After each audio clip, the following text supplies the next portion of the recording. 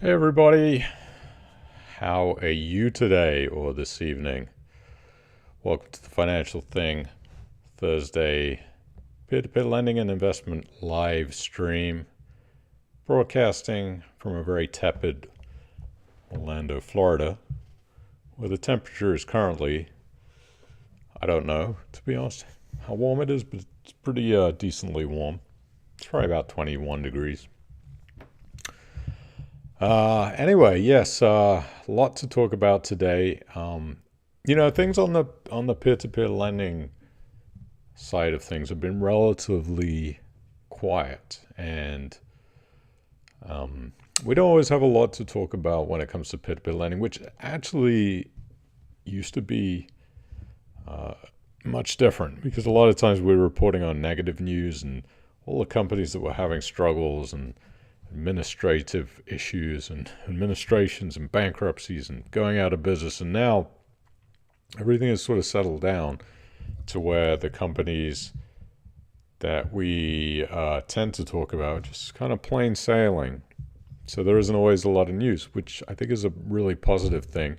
Going into 2024, I think you're just going to see, providing we don't have some kind of economic crisis, but I think you're just going to see the peer-to-peer lending just keep on becoming more bolstered. The companies that continue to operate well will continue to do so, hopefully. And there's always a black swan event that can take any sector or industry down.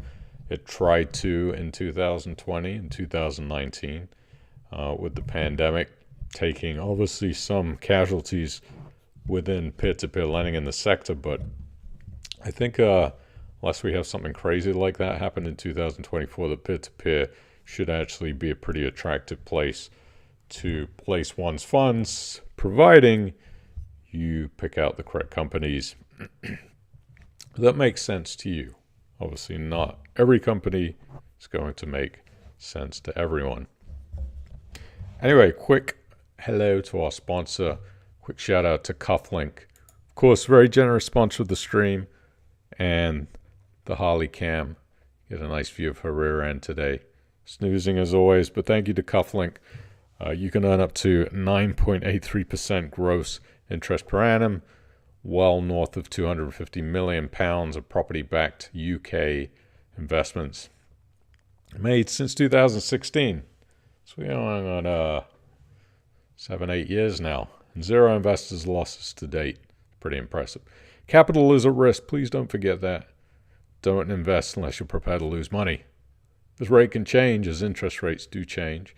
Sign up at the link below in the description or join.cufflink.com/financial-thing. Thanks again to Cufflink. We will have Narinder from Cufflink eventually on the stream, hoping in January when his schedule loosens up a little bit and we get past this holiday period. But pre-Merry Crimbo to everybody out there. 4 days from now, you will be sitting by a log fire, drinking some Baileys or eggnog or whatever it is you drink, and enjoying opening some Christmas gifts that you probably have gotten several times before, like a pair of socks or a fuzzy Christmas sweater, or maybe grandma or your kids get you a nice pack of mince pies. But yeah, Merry Christmas. Hit that thumbs up, please, if you haven't done so. And everybody watching in the future, please subscribe to the channel. A good percentage of you that watch this every week are actually not subscribed to the Financial Thing channel. But if you can, that would be great. So, I got a couple of interesting emails in the email bag this week, too, on top of the peer-to-peer lending stuff. And I just got to talk about this for a second. I just saw the news about a couple of interesting news stories today about a shooting in Prague at a university, which is very horrific. Thoughts and condolences to the families out there. Innocent victims that were taken out by obviously a young man who was very, very troubled. So I think 15 people passed and 24 people injured. Very, very scary. And also Rudolph Giuliani, declares bankruptcy today, former New York City mayor, from a defamation lawsuit where he was ordered to pay $150 million to two people who he said some things about that he shouldn't have done. So interesting day, but yeah, thoughts do go out to those people in Prague and families. Horrific, and we see that a lot in the US happening, but forget, these things do happen in different parts of the world. And it is very sad, and right before Christmas too. I mean, a very selfish act of violence. But yeah, give your loved ones a hug, because you just never know what's going to happen in life, and life is really precious. We talk about money and finances here a lot, but at the end of the day, what does that all mean if you are not alive? And, you know, health and just being here is more important. So anyway, I was looking at the news story on the BBC, and very, very sad to see that happened. Anyway, quick hello to everybody on the stream. I don't know if I'm going to be here next Thursday. I may just do one more stream for 2023. Haven't decided yet, but I'm about 60%, 70% that I'll be here next Thursday. Hi, Alan Stratford. Peter Vince is here, and sorry, Colin Perry in the Peak District, Paul Bagworth in Kenilworth, Mike Powell's here in Akichap, of course, in Accrington. Able Rates Administration. Yes, we will talk about Able Rates Administration. You know, I wasn't really too surprised to hear about it. And I've said it before, you know, companies that seem to be struggling, or you're just never surprised when you hear about that. There's a couple of companies I don't want to mention by name that I did have some concerns about. I did try to get David Bradley Ward on the stream a couple of times. He didn't want to answer my messages, which usually indicates maybe some kind of an issue. But yeah, I guess the clear out of the bad companies has to continue, and as I've said before, that the good companies will continue to thrive, and the ones that seem to be floundering and have been floundering for the last X amount of years will probably end up getting washed out eventually. And I think you see that contraction of actually solid peer-to-peer lending companies you can actually trust and put money into. Unfortunately, Able Rate, you know, if you're having problems with your loans, eventually it seems like that an administration is probably coming down the pipe. It just kind of makes sense. You're not making any money from not offering new loans and not having new loans come on the platform. Obviously, Able Rate probably had some issues with the loans that they were offering, and probably some of those loans were no good at the end of the day. I mean, loans go into default. It's just part of peer-to-peer lending. It's about default management, and did Able Rate do a good job of actually, number one, offering correct loans, which questionable, and how is the default management? How are the collections? And obviously not going well. So it's not going to be the main topic of the stream, because I don't want to really just sit here and talk about that. I would say next Thursday would be probably more appropriate once some more investigation is done too. And but yeah, another one bites the dust, unfortunately, I guess. We'll see. Hopefully you were diversified and didn't have too much money in Able Rate, but I'd actually not had much of an investment in there for a while. I think about 3 years ago I started to sort of taper down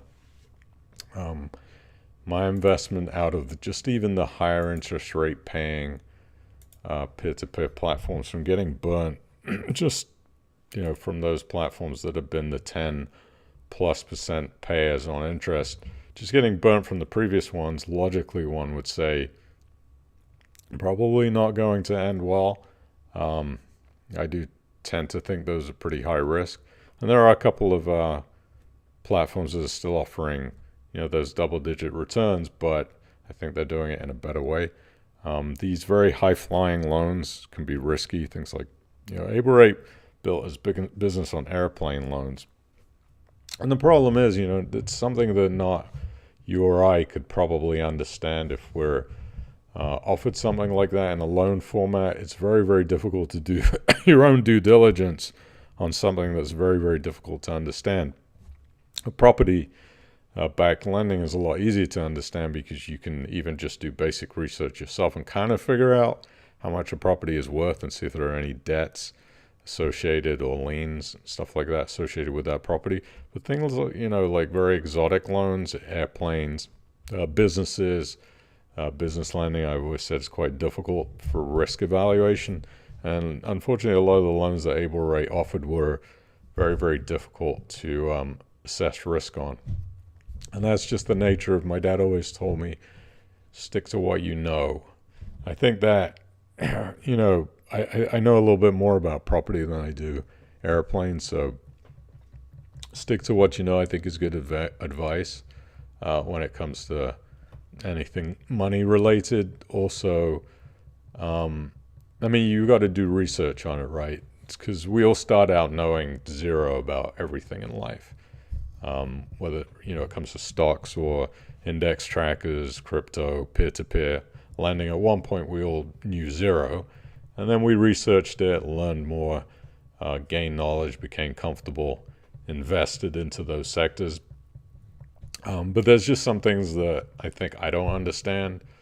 I was a little bit naive back then. When I started dipping toes into Able Rates loans, I was very naive. It was that lendy time when savings streams, funding secure, were just blindly going in and trusting that what I was being offered was a good value proposition.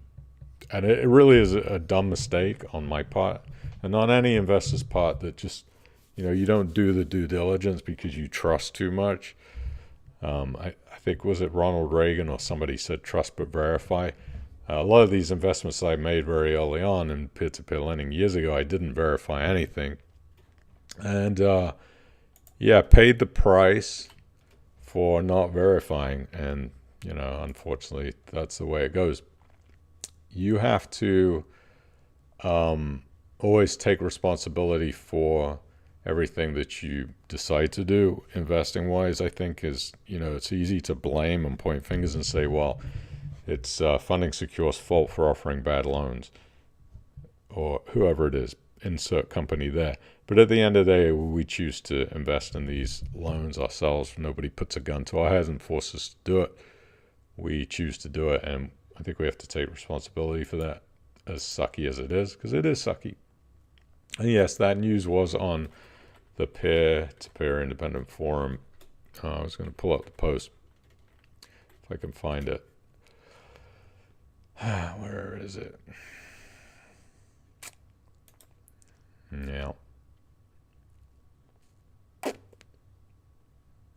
There was a lot of posts. There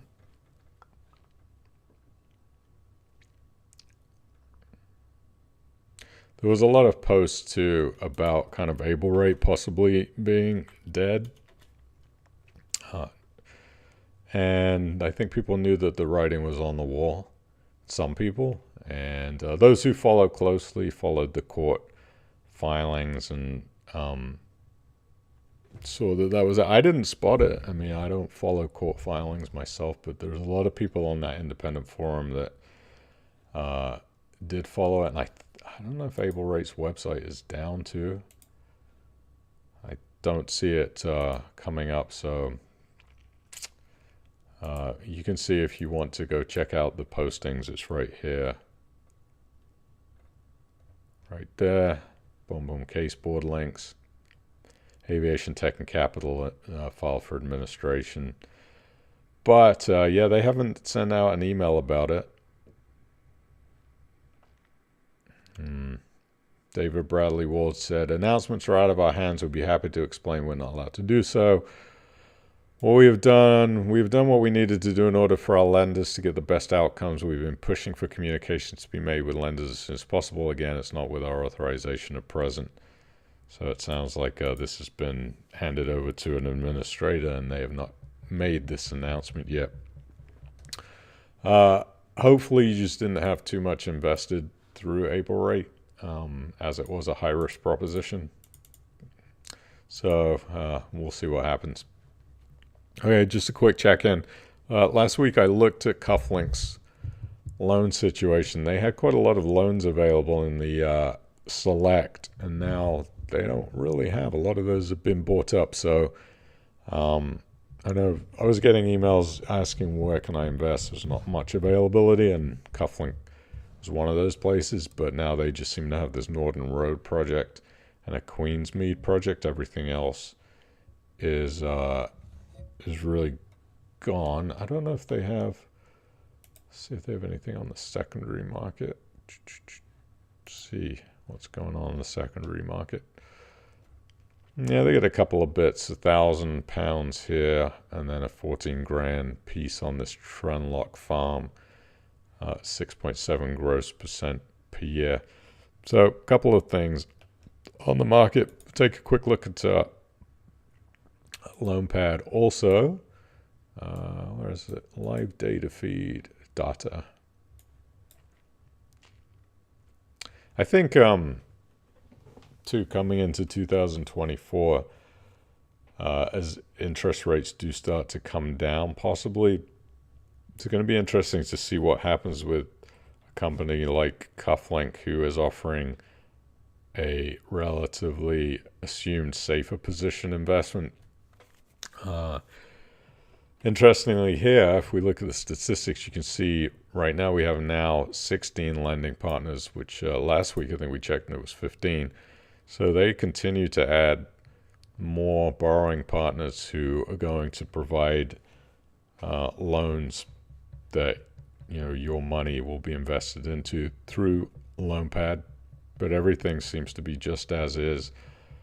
Total security value of £205 million, total loan value of $158 million. We have a loan to value at 41% on Cufflink's, LoanPad side, 84 mil, based on total security value of $205 million, which is why this loan to value stays low. And then we have a live loan number of 179 with an average loan size of 470,000. So LoanPad continues just to be a solid offering at 6.5% a year. Total lenders, I don't think has gone up since last week, but time to sell remains at less than 1 day. Time to invest less than 1 day. I'm hoping that in 2024 we'll see that announcement where the £10 minimum in LoanPad is now reduced down to the penny, so all of your money is invested and there's no cash drag. We'll continue on with a few bits of peer-to-peer lending news. Somo has surpassed 300 million in lending. This is a specialist bridging company, peer-to-peer lending in the UK, and their 10th year of operation. They have lent 313 million to date with no capital losses, with investors earning a cumulative 25.9 million in interest. So what is that, about 8% off of this total lending amount? Somo has celebrated a number of records this year in terms of deals and completions and expects 2024 to be another record-breaking year. The lender has increased interest rates for investors in line with base rate rises, with returns reaching up to 13.2% in September, trending about 10% on average.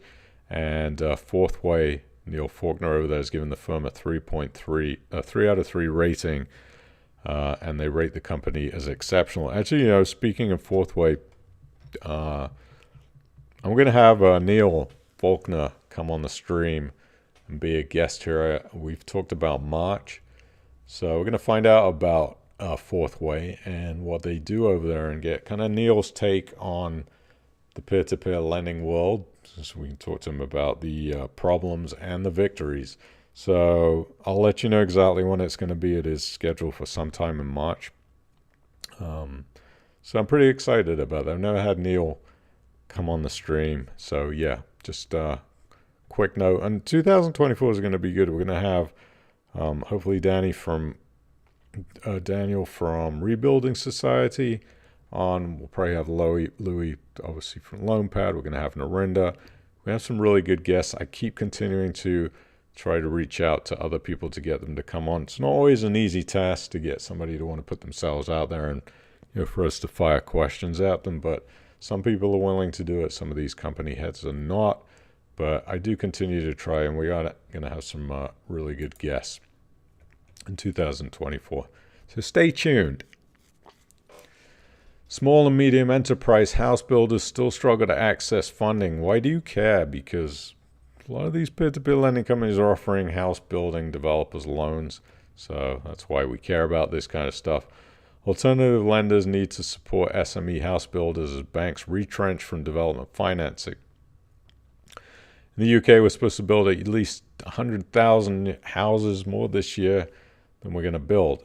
There is a severe lack of housing, especially affordable housing in the UK. A lot of the builders struggle to get loans from the banks, so they're going to have to come to places like alternative finance and peer-to-peer lending, as the banks do make it difficult for these people. So obviously companies like Cufflink, PropLend, well, not necessarily PropLend, they're more commercial.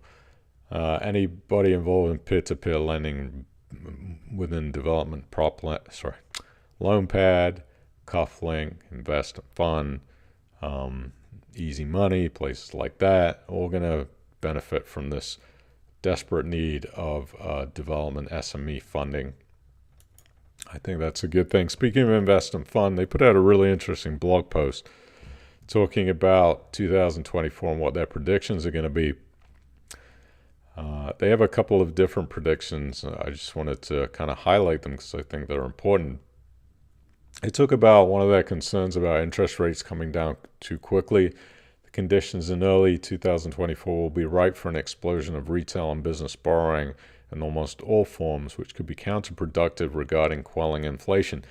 That was something I mentioned, I think, several times over the last couple of months about how I believe the interest rate reduction is going to be a problem, because if the interest rates come down too quickly, inflation will come back.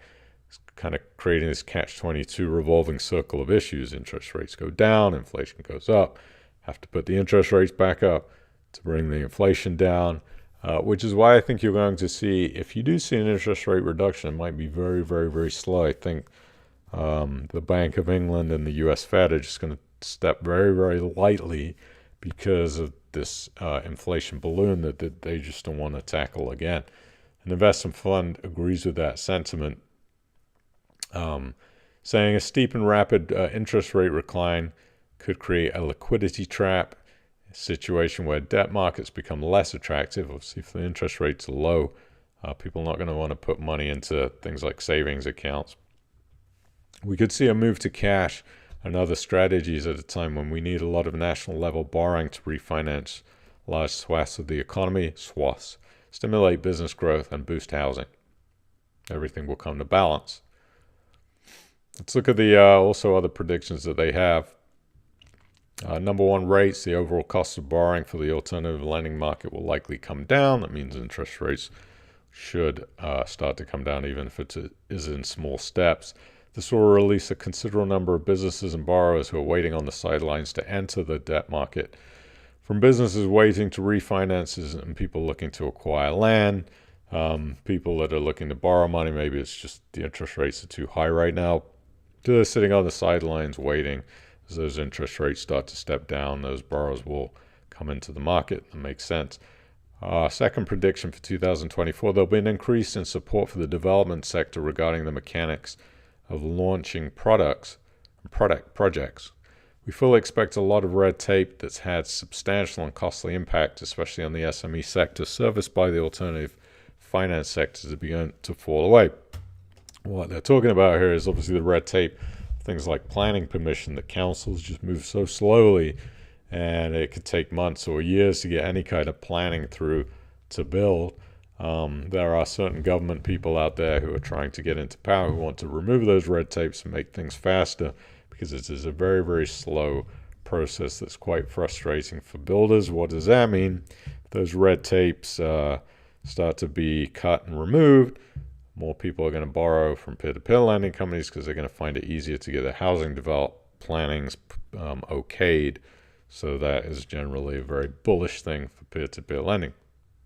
Our final prediction for 2024 is the volume of private sector and institutional investing into home building will skyrocket in 2024.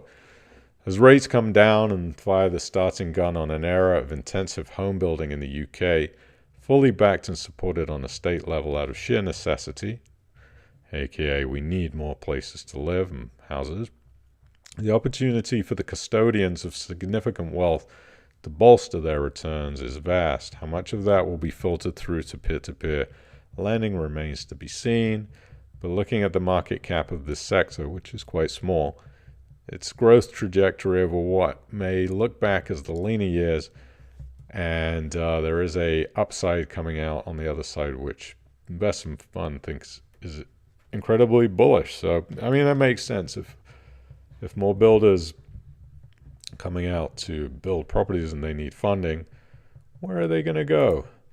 They're going to go to peer-to-peer lenders. So that makes sense.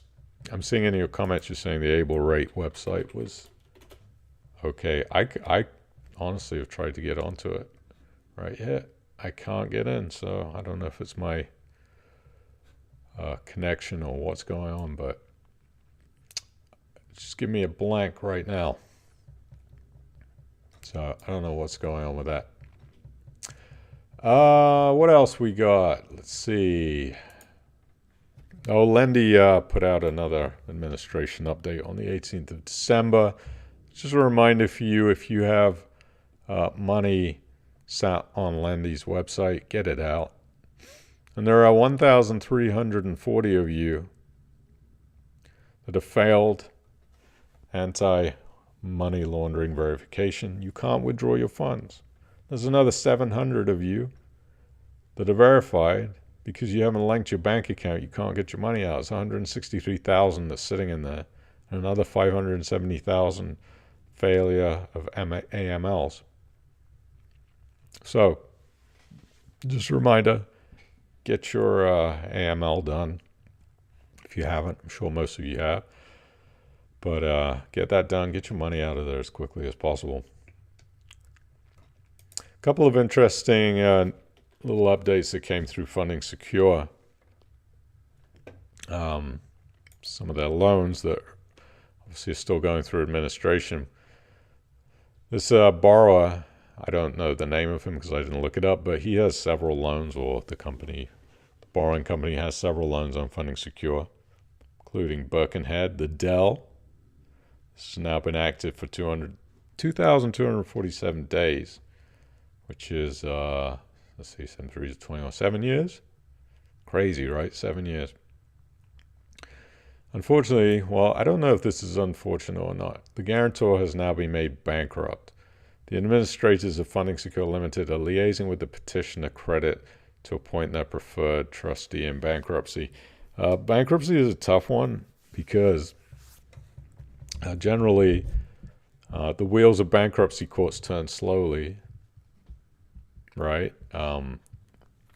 So basically this person, from what I understand, has really dragged out the administration of these loans, drag it through the court system. So now they've been made to go bankrupt, so hopefully some progress can be made onto these loans and getting them liquidated for whatever amounts of money they can get back. Also, here we got the property in Gold is Green. The moment I saw Gold is Green pop up on this loan years ago, I thought, wow, Gold is Green. I mean, what a great place to invest. And I know that area. I've got cousins that live in North London. So I put money in there. You can see here I put £150, which is not that much in the grand scheme of things, but, you know, it's 150 quid.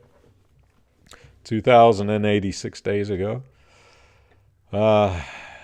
That one has also been having difficulties within the court system where the borrower has been dragging his feet, creating defenses, and yeah, I don't want to go into the details because we'll be here all evening, but now that they're saying there has been a trial window between April and June 2024, they're trying to take this to trial so they can get this sorted out. Again, get this property into the hands of the administrators so it can be sold. So people can try to get some recuperations from this. I don't know what the loan amount is, what, 720,000? I think so. Maybe that property is not worth close to that now. We'll see. We don't know really the details, but that is going to court hopefully first quarter of 2024. UK investors turn to cash amid uncertainty. UK investors are turning to cash, looking at higher interest rates, geopolitical uncertainty. Schroders is an investment management company. They're saying around 40% of investors are holding cash, on par with those invested in actively managed funds. They surveyed 23,000 people in 33 global locations, and they found that UK investors have significant return expectations, with people wanting a minimum of 8.2% of income. In order to achieve this, 30% of investors are investing in cryptocurrencies, while 36% are either saving more and spending less or making higher risk investments in pursuit of returns. I mean, this is an interesting line right here. With investors expecting to achieve returns of 10.5% per annum over the next 5 years, it is clear they will need to allocate their portfolios to a range of asset classes to achieve their objectives. This is a clear case that when the stock market is firing on all cylinders, they become risk on and not risk averse. They pile money into riskier assets because they think that is the new norm until they get burned. 10.5% a year is quite a lofty expectation. And 36% in cryptocurrency really goes to show what the state of that is right now, because we've seen the price absolutely balloon to the north. So they are taking much higher amounts of risk. So be careful out there.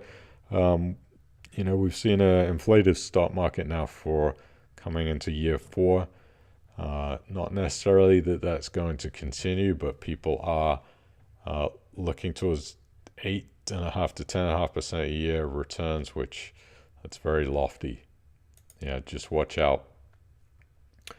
I got an interesting email. Where is it? Let me find it. Here we go. This is regarding assets capital. This kind of made me laugh. So hopefully you can read that. The subject of it was assets capital, which from a guy named Baz, which I think is a pretty funny way to call the company. Yeah. I like what you did, Baz. I can see why you'd be upset. It says, "Good day, Lawrence. Quick question. I've sunk quite a lot of money into assets capital. Bloody stupid, I know." Well, I wouldn't say bloody stupid, but there's some disdain there of assets at the moment. Some of my loans are now showing as unrecoverable. Can you give me some opinions on how these are tax treated? Cheers, Baz from Hastings. Any chance of having Stuart Law on the live stream? Okay, so I have reached out to Stuart. Here we go. You can see it here. September, November, and December. Would you be interested in coming on to the live stream? I know the investors would love to hear from you on what's going on at Assets Capital. No answer. No answer in November, no answer in December. So I've tried. I will continue to try. I think there's probably a 5% chance Stuart takes me up on that offer. For obvious reasons, he probably doesn't want to face some of the things I know we're going to ask him. But going back to your question, number one, huge disclaimer. I'm not an accountant. I'm not a tax person. What I do know is that if you want to write something off, you can. It needs to be finished. So a loan can't be considered going through administration, continuing to be collected on for you to write it off, I believe. Number two, you can only write off against what interest you've earned. So if you've only made £50 of interest in a peer-to-peer lending year, and you want to write off £500 of lost interest, you can't do that. You can only write off what you've gained, so that would be the £50. But you can drag it out over a period of years. So if you get interest the next year and you want to continue to write that loss off over a period of years, you can do that.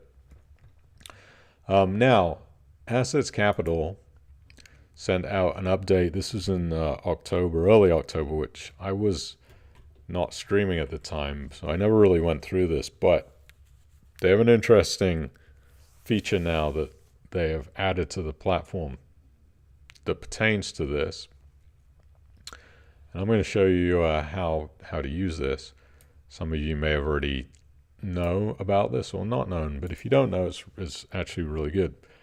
There's a function that's been added, and this was, I don't know when it went. Oh, it says it went live in June of 2023. I actually missed that because I wasn't paying too much attention logging in. But what it does is it allows you to write off loans. It's called a write-off functionality is what they call it.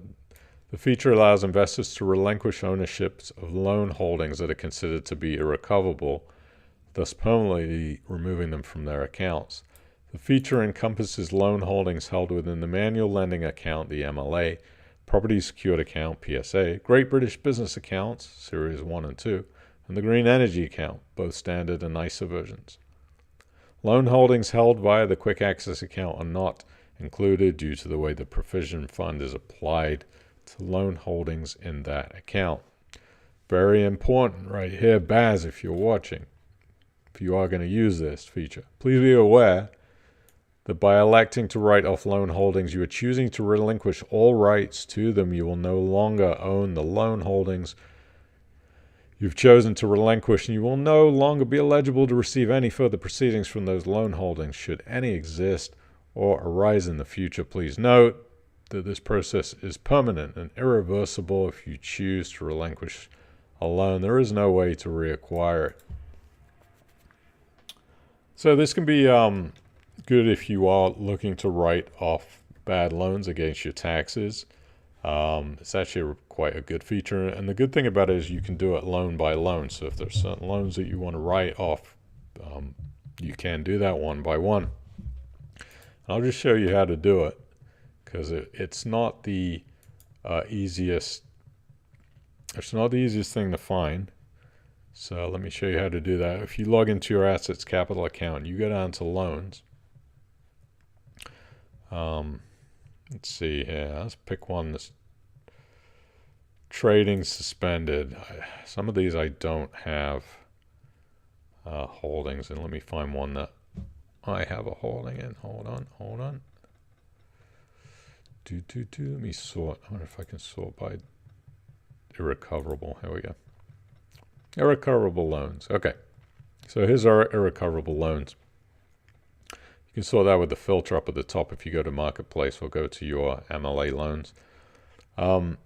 If you don't have a holding in a loan, what you basically do is click on the loan, and then here on the right side, it's going to show your holdings. You have no holdings in this loan. This is where the write-off button would appear if you did have holdings in it. So I'll go to this one where I have 32p. You can see right here, I have this 32 pence holding, and now I can write off non-access account holdings. So then that part, whatever I have, the 32p, again, not financial advice, not tax advice, but I could click that and then read the little blurb, which is saying it's irreversible. I won't have any access to that loan anymore, and I can permanently relinquish it. And I got to do the two-factor authorization to approve it, but that is exactly how you are able to write off loans, and then you could use that for tax treatment. So yeah, just go through and probably these loans are not going to get any money back anyway, so it is good to be able to just kind of get rid of it. I hope that answers your question, Baz. Again, talk to an accountant for tax advice. Honestly, you don't want to listen to a guy on the internet, especially not me. I'm just telling you what I know. I'm sure there'll be people in the comments too that have other thoughts of how to do tax treatment stuff. So read the comments too. There's people in the comments that are a hell of a lot smarter than I am about this stuff. What else? Let's see here. We're going through a lot today. So we are in other peer-to-peer lending news. This is interesting. Mintos, our European peer-to-peer friends, are introducing personalized ETFs, exchange-traded funds, zero commission for retail investors. So Mintos has dipped its toes into the stock world. I always get afraid when companies who started with a main thesis of something that they switch completely away from. I mean, Mintos is still doing peer-to-peer lending, but now they're doing stock stuff. It gets me a little bit nervous again. My dad said, stick to what you know. I don't know anything in particular to say that Mintos is doing well or not doing well, but it is very interesting to see that they're now offering ETFs. Personally, I wouldn't necessarily do that because you can invest on your own. You don't need to do that through I think they have some smart portfolios too, because it says with a single portfolio. I'm just going to show this to you. You can start with a minimum of 50 euros, and they have tailored ETF selection, zero commissions. I mean, it looks good on paper, but the thing is, ETF selection is a sample of their collection of ETFs. I don't know how many they have, but what I'm seeing here are ETFs they're like shared, managed ETFs, which I personally stay away from anything managed by people who claim they know what stocks to pick. But BlackRock ETFs, obviously here, iShares, they got some Vanguard bond funds, and I don't know, I think ETF investing is actually very simple. You could just do it with an index tracker, 1 or 2 index trackers. You don't need to get fancy with it. And also, you got to watch out for the fees, because there are always going to be fees. Let's have a look down here what the fees are. Free currency exchange, you got a fee there from 0.5%. Secondary market, 0.85% for selling. Inactivity, 2.9 euros a month. I mean, this I hate for one thing, like selling. I mean, if you're in Europe, maybe you have different options. I think you can go to a place like eToro, which is a lot cheaper. But 0.85% for selling an investment. So you're going to lose almost 1% of value of selling your ETFs on Mintos. So you got to watch out for fees. Again, I always think the easiest way is just to do it yourself, DIY it. Go straight to the company that's offering the ETFs. So go straight to Vanguard, go straight to Fidelity, and get it from the source. You don't want to pay extra fees. Extra fees are really bad. Let's see what else. Oh, we'll go back to the mailbag. Kind of jumping all over the place. Got to keep you on your toes tonight. If you're enjoying the stream, please hit that thumbs up. This is from Terry. This was December 12th. Hey, Lawrence. First of all, great job on the YouTube live stream. Thank you, Terry. Terry says he enjoys watching every week and he gets lots of value from the information. So please keep going. I will try as long as I can. Secondly, I'm 31 years old and have never really invested in anything aside of some peer-to-peer lending loans. I'd really like to start buying some stocks and shares, but I don't have a lot of time. You mentioned in the past on one of your videos about auto investing. Can you explain how I can get started? Thanks, Terry M. P.S. Happy Christmas. Happy Christmas, Terry. You're a little bit early, like 2 weeks ahead, but I like that. If you haven't seen it, on the Financial Think channel, on the videos, there is a video I did a year ago, which you can see has a huge amount of views. It went viral. It says automating your investments or you will fail. Quite a warning there, huh? But I think what Terry is talking about is exactly that, automation. I mean, he says in his email I don't have a lot of time. And time is something that you do need if you're going to learn how to invest. You do have to educate yourself in some ways. But I have a confession to make. So I used to do a couple of auto investing products that were, number one, designed for testing, and number two, designed because sometimes if I have extra cash, I don't always remember to invest it because I get lazy.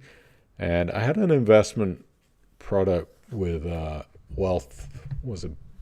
What the heck was the name of it? Wealth, Better Wealth, Wealthify. There you go, Wealth Simple. And I used to just shove a little bit of cash in there every month. Number one, to track how it did compared to the index trackers. But I found it actually very convenient. And you could do this in Vanguard, by the way, too. Just set it up so it comes straight out of your bank account every month. But I did that for a while, and then I stopped doing it.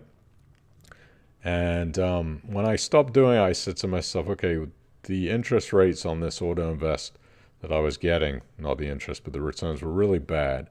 I think it worked out in the 2 or 3% range. It wasn't doing well, so I stopped doing it. And I said to myself, when I stop it, I'm going to take that money and I'm going to stick it into Vanguard every month manually because, I was being lazy and I forgot to set up the auto invest.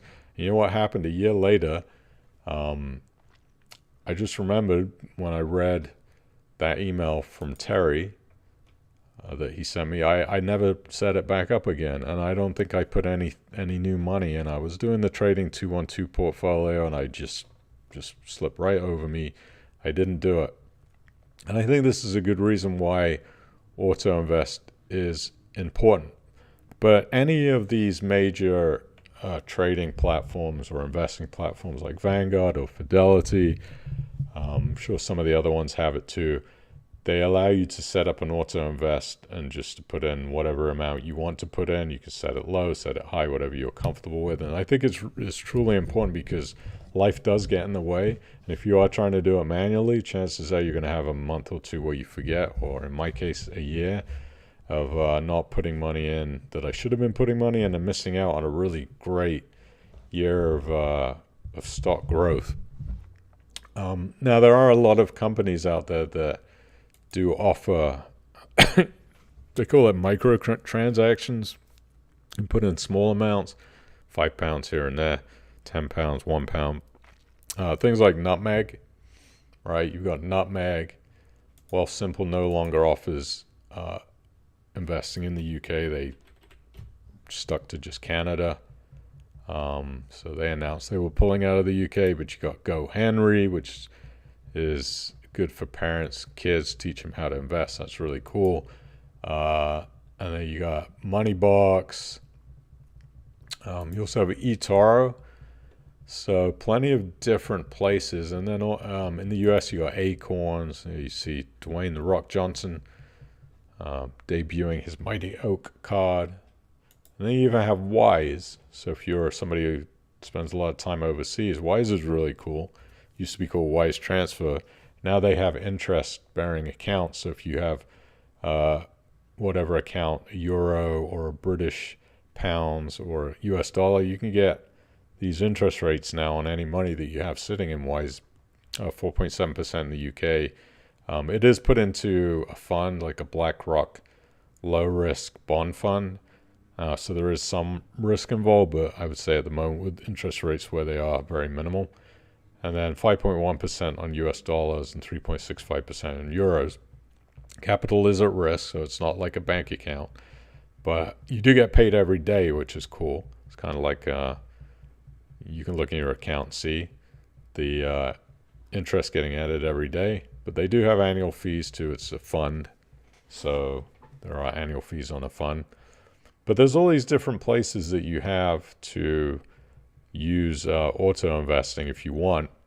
You just have to watch out for the fees because they don't really show you, what the fees are. Unless you really start to scroll and look. It's not apparent. And sometimes people really overlook these fees and say, oh, down here we can see fully managed 1.1% a year, up to 1.15%. Look at the fees. So if you put in, say 10,000, you're going to pay about £75 of fees plus fund costs, and then you got these market spread fees, and you just got to watch out. That's why I like going directly to the source and just doing it straight through a company like Vanguard. So you do have fees on Vanguard, but you're not going to pay 0.75 plus another 0.35 after 100K, and then you got more fund costs, and it just really adds up. In the US, this is very popular, this company called Acorns, where they round up money for you or auto invest. So if you spend £1.50, you can set, the company would round up to say £2, so 50p would go into your investment account automatically every time you use your debit card, which is really good. Helps you with savings, and it gets invested too, so you can make a return on it. The problem is you got to pay fees. Again, you can see the pricing here, and it doesn't seem like a lot, right? So Acorns in the US charges £9 a month. You've got companies like Revolut, right, in the UK, that some of their subscription fees for you to be able to get the best interest rates are charging £15 a month. Well, if you took that £9 and you start putting into an investment compound interest calculator and say you're looking to get 8% over 20 years, you're putting in £9 a month. That's your subscription fee. You can see here, it really adds up. Look at that. 20 years, you would have made £5,345 on that subscription fee if you do just shove £9 a month into your Vanguard without those extra fees and gotten 8%. Or if you look at Revolut, you put in the $14.99 a month, 5 years, right? That is £1,123.75. Total amount earned £209. So this amount of subscription fee that you're paying for these,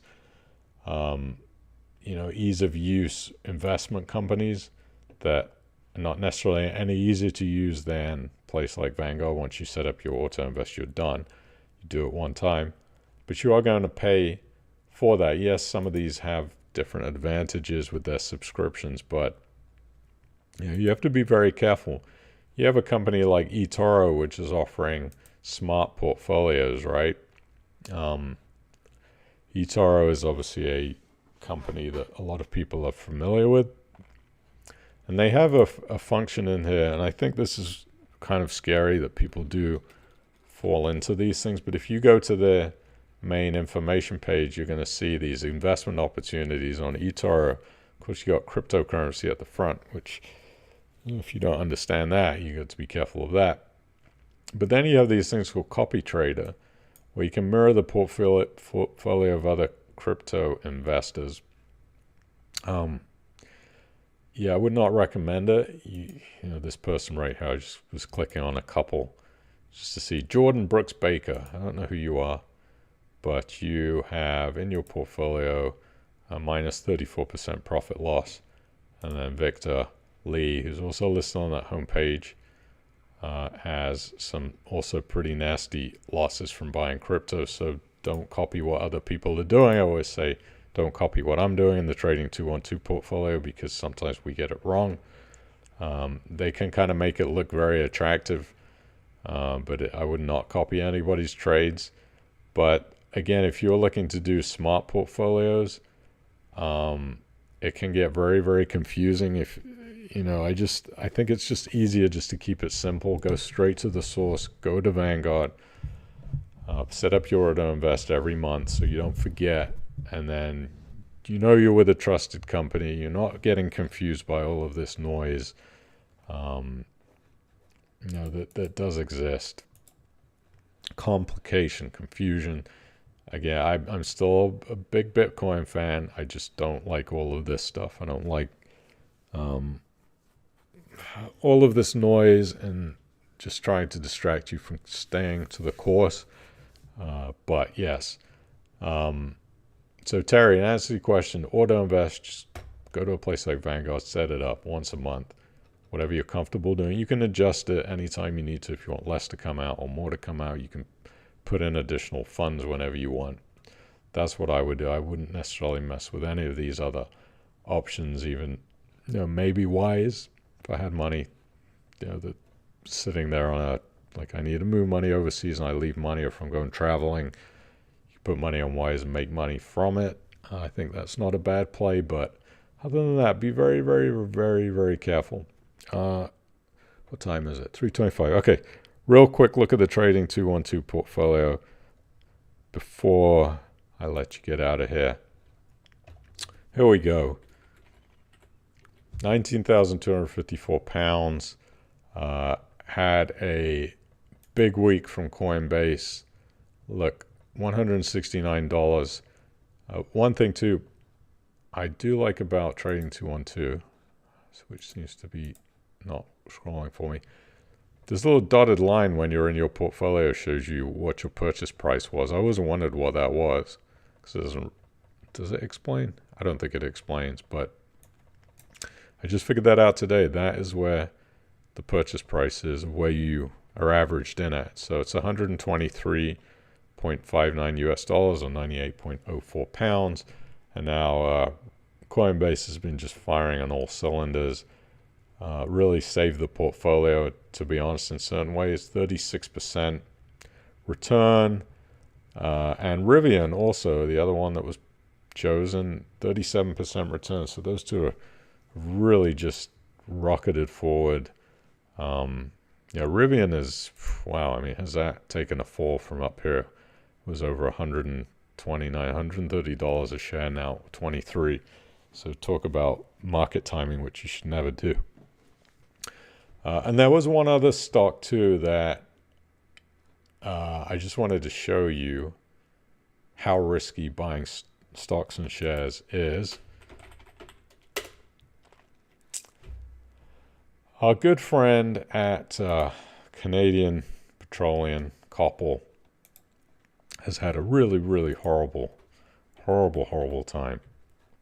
Look at this. Boy, did we dodge the falling axe on that one. Because as you know, I didn't have a huge position in Koppel. I knew it was a very, very risky play. But you can see over the last week, this price has just gone absolutely hammered. We dropped from £1.70p down to 28p. That's just in a week. Most of that happened over the last couple of days. We just had a horrible time with that, and thank God sold out of that several weeks ago. I know Mike, and I remember Mike in the comments was saying, "Oh, it's a bad one." You were right, Mike.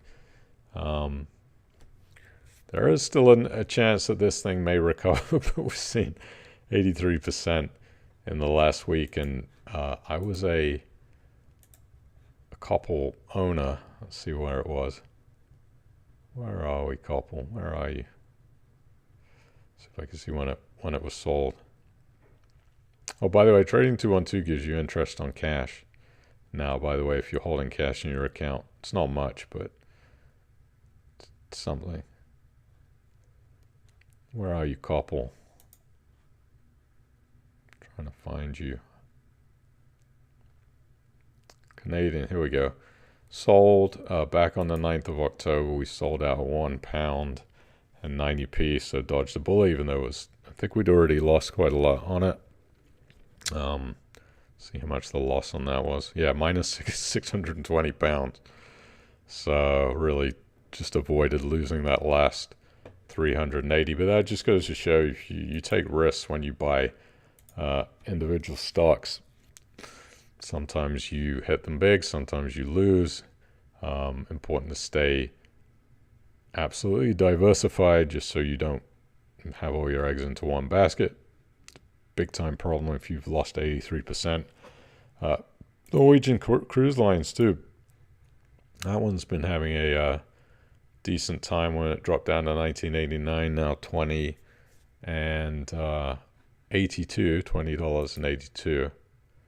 So we'll see what happens next year. We'll see if consumers keep spending. They seem to want to keep spending. But yeah, on that way, hopefully by the end of the year, this stays positive. We're going to give away some more money to charity that's been made from this account this year. And that's really what this portfolio is about. So that's that. Hopefully Coinbase and Rivian will continue to still climb higher and higher. Missed the opportunity to put in more, I think, on those shares. You just don't want to be going in when something's had such a big uptick. It's generally a bad time. Usually look for retracements at times like that. So see what happens. That was a lot today. I feel like I've waffled on and on and on and on and on. So let's see if you have any interesting comments. Yes, you can still log in through the AbleRate website. I've not been able to. Assets Capital does it all for you, and they're recoverable, legible for relief and tax statements. Okay, there you go. See, I always say this. People smarter than me in the comments. Share Profit's been calling Koppel for a year. It's a dead duck. You know, I don't know. There's some rumors out there about a merger with a major oil company that has not been announced yet. But that's just a rumor because it wouldn't be insider trading. So we'll see. We'll see if it is a dead duck or not. Could be sentiment. Stocks run on sentiment. But we'll see. You're probably right, Mike. But we'll see. Anyway, let's get out of here. Thank you again for joining. Have a wonderful, happy, Merry Christmas and Boxing Day. Spend it with your friends and family. Don't drink too much grog, which is Australian for beer for all you Americans watching. I'll be feasting on some turkey also, and Harley will probably get some kind of a Christmas bone for her Christmas dinner. So I will maybe see you next Thursday. Keep an eye out for the email. Possibly, I think so. What's that, the 28th? So yeah, I think we'll be here on next Thursday. One final New Year's Eve stream. Or not New Year's Eve. One final New Year 2024 stream to end the year with a bang. Thank you so much for all the support. As always, please subscribe, thumbs up, tell your friends and family about the stream if you enjoyed the content. And I will see you next time. That's all I got for you. Take care. Bye.